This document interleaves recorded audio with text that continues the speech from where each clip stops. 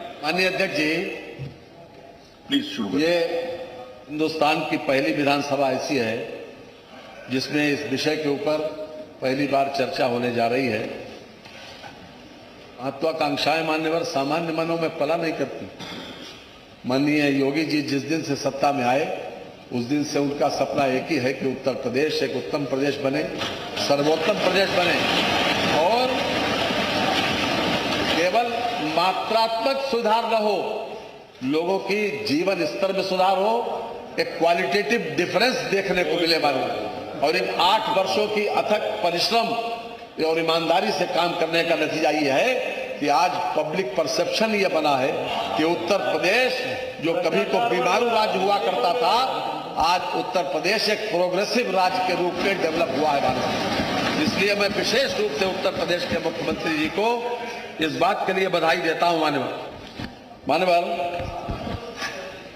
यह सदन प्रस्ताव करता है कि आजादी के अमृत महोत्सव के अवसर पर माननीय प्रधानमंत्री जी ने देश को 2047 तक विकसित एवं आत्मनिर्भर भारत बनाने का संकल्प दिया है। माननीय प्रधानमंत्री जी के इस आह्वान पर जहां भारत सरकार तेजी के साथ कार्य करते हुए विभिन्न क्षेत्रों में इस संकल्प को सफल बनाने के लिए समेकित प्रयास कर रही है, वहीं देश के सबसे बड़े राज्य के रूप में उत्तर प्रदेश अपने उत्तरदायित्व का निर्वहन करते हुए विकसित उत्तर प्रदेश, आत्मनिर्भर भारत, आत्मनिर्भर उत्तर प्रदेश की संकल्पना को मूर्त रूप देने के लिए प्रतिबद्ध है। भारत तभी विकसित राष्ट्र बनेगा जब राज्य विकसित होने के लिए ठोस एवं प्रभावी कदम उठाएंगे। विकसित भारत में उत्तर प्रदेश के 25 करोड़ जनमानस की भागीदारी एवं सहभागिता हो, इस दृष्टि से इसे आम चर्चा बनाना एवं सामान्य नागरिक को इस परिचर्चा से जोड़ना आवश्यक है। उत्तर प्रदेश सरकार भारत सरकार के विकसित भारत संकल्प को प्राप्त करने में प्रदेश के प्रत्येक नागरिक को जोड़े जाने के लिए प्रतिबद्ध है। इसलिए इसका प्रारंभ सदन में चर्चा के साथ किया जा रहा है। हम नीति आयोग, विशेषज्ञों एवं अन्य संस्थाओं के सहयोग से 2047 के विकसित उत्तर प्रदेश के दृष्टिपत्र को मूर्त रूप देंगे, जो इस लक्ष्य को प्राप्त करने में एक कार्य योजना की तरह प्रदेश का मार्गदर्शन करेगा। मान्यवर, मैं विशेष रूप से 2 लाइनें एक बहुत बड़े कवि के माध्यम से शुरू करना चाहता हूं।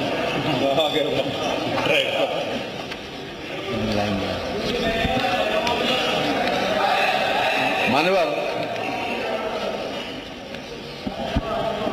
सुनिए, बड़ी मुश्किल से कोई सुबह मुस्कुराती है। अगर ध्यान से सुनेंगे तो पसंद आएगा। जी जी जी सुनाइए, इरशाद। बड़ी मुश्किल से कोई सुबह मुस्कुराती है और गम की हर शाम दबे पांव चली आती है कि वक्त लगता ही नहीं जिंदगी बदलने में, पर बदलने में वक्त जिंदगी लग जाती है।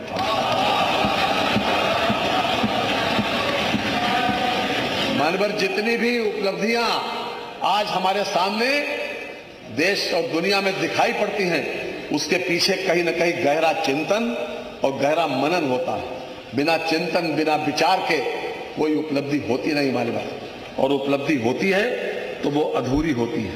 इसलिए मान्यवर, यह विशेष चिंतन और मनन की आवश्यकता है जो हम आपके सामने, आपके माध्यम से पूरे सदन से और पूरे प्रदेश के सामने ये रखना चाहते हैं। माननीय मुख्यमंत्री योगी आदित्यनाथ जी के नेतृत्व वाले उत्तर प्रदेश के 8 वर्षों में विकसित उत्तर प्रदेश 2047 की मजबूत नींव रखी गई है। शिक्षा, स्वास्थ्य, कृषि, उद्योग, अवसंरचना, इंफ्रास्ट्रक्चर, सुरक्षा, निवेश, सुशासन, सामाजिक कल्याण और महिला सशक्तिकरण, हर क्षेत्र में नया मानक स्थापित किया गया है। नीति निर्माता हो या प्रशासक, शोधकर्ता हो या जनप्रतिनिधि या कोई जिज्ञासु नागरिक, यह केवल यही नहीं दर्शाता है कि प्रदेश कहां पहुंच चुका है, बल्कि यह भी बताता है कि वह किस दिशा में और कितनी तेजी से आगे बढ़ रहा है। माननीय प्रधानमंत्री जी के सबका साथ, सबका विकास, सबका विश्वास, सबका प्रयास और माननीय मुख्यमंत्री योगी आदित्यनाथ जी के सेवा, सुरक्षा, सुशासन के संकल्प में मिलकर जो नया उत्तर प्रदेश गढ़ा है, ये उसी नवगठित पहचान की झलक है। वर्ष 1947 में जब भारत स्वतंत्र हुआ, तब उत्तर प्रदेश न केवल जनसंख्या के लिहाज से देश का सबसे बड़ा राज्य था, बल्कि सामाजिक, सांस्कृतिक और राजनीतिक दृष्टि से भी उसका विशेष स्थान था। ऐतिहासिक नगर, उपजाऊ भूमि, बहती नदियां, कुशल श्रम बल और समृद्ध परंपराएं, ये सब कुछ था पर उत्तर प्रदेश के पास। लेकिन इन सब के बावजूद राज्य की अर्थव्यवस्था धीरे धीरे उस गति को नहीं पकड़ सकी जिसकी उसे अपेक्षा थी।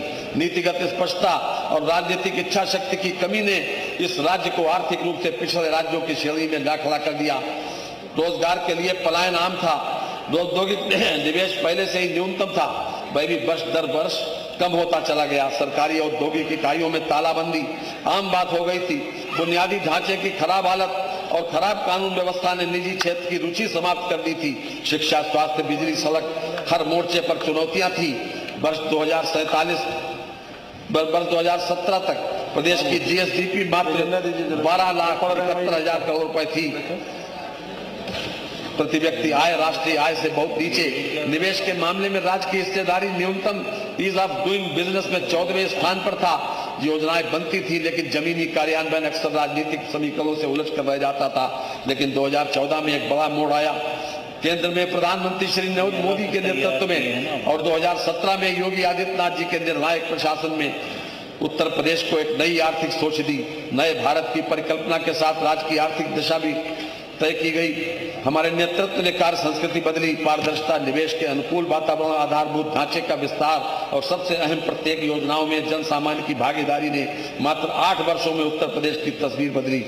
राज्य के जीएसडीपी रुपए 29.78 लाख करोड़ रुपए के आंकड़े को पार कर चुकी है और अब वित्तीय वर्ष 25-26 में इसे रुपए 35 लाख करोड़ से अधिक पहुंचाने का लक्ष्य है। एक समय जिस प्रदेश में से निवेशक कतराते थे, वहीं अब 40 लाख करोड़ रुपए से अधिक के औद्योगिक निवेश प्रस्ताव प्राप्त हो चुके हैं। नीतिगत प्रयासों ने उत्तर प्रदेश में निवेशकों को भरोसा बढ़ाया।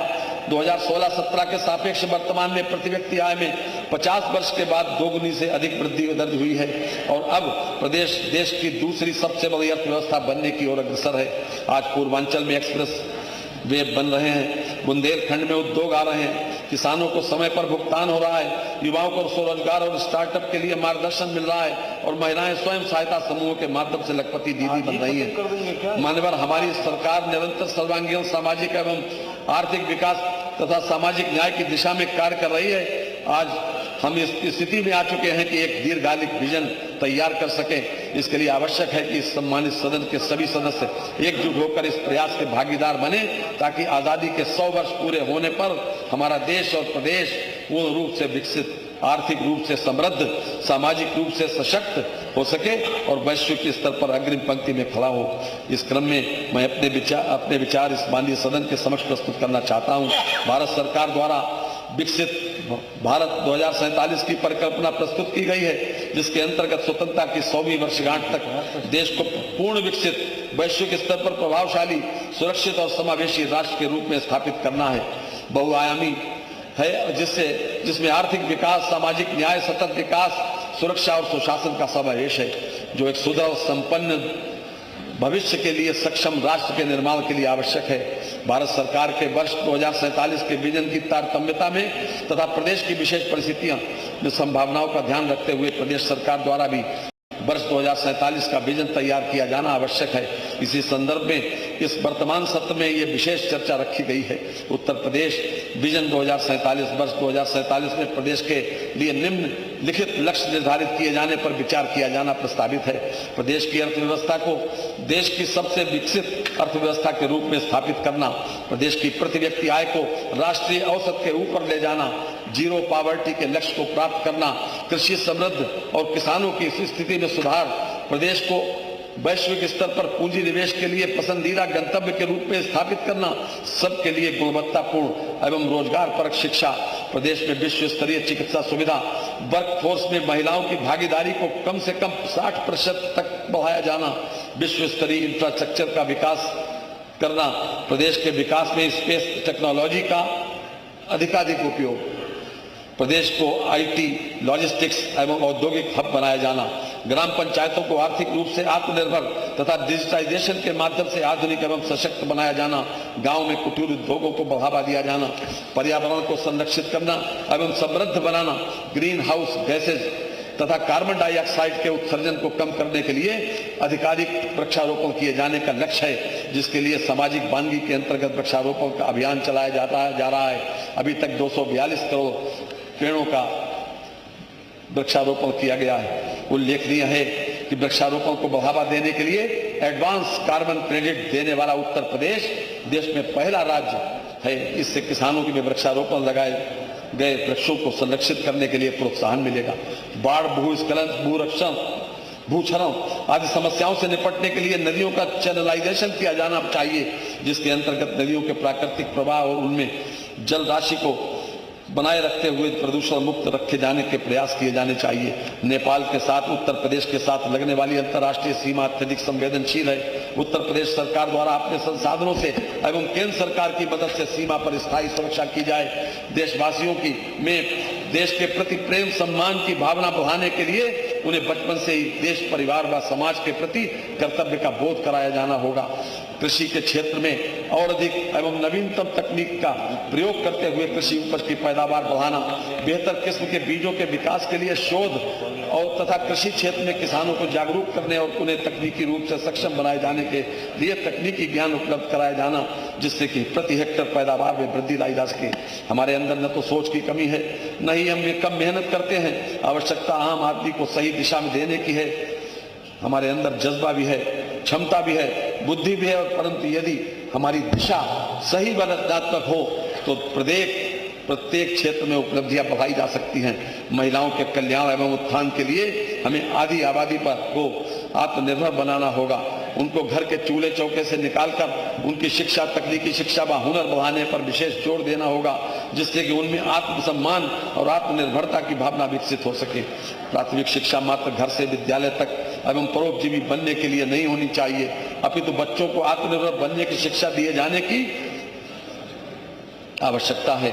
नैतिकता के साथ कर्तव्य बोध कराना, देशभक्ति की भावना से प्रेरित करना हमारा फर्ज है।